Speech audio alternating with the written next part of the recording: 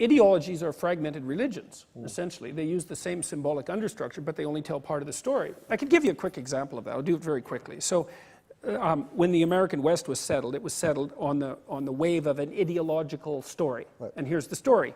Heroic individual, that's positive, bringing positive culture, that's the wise king, into virgin or into chaotic territory. That's the negative mother, essentially. So that's positive individual, positive culture, negative nature, right? And that's a motivating story, man, to heroically bring order into the untamed wilderness. It's like 1 million people a year from Europe come driven by that narrative. Yep. It's okay, well, here's the counter narrative.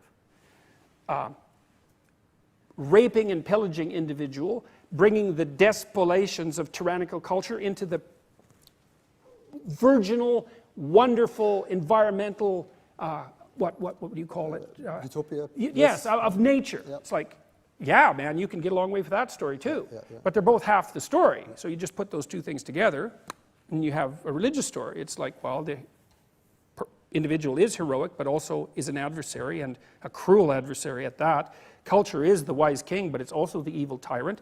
And nature is beautiful and wonderful French impressionistic landscape, and cancer, and Anopheles mosquitoes, and elephantiasis.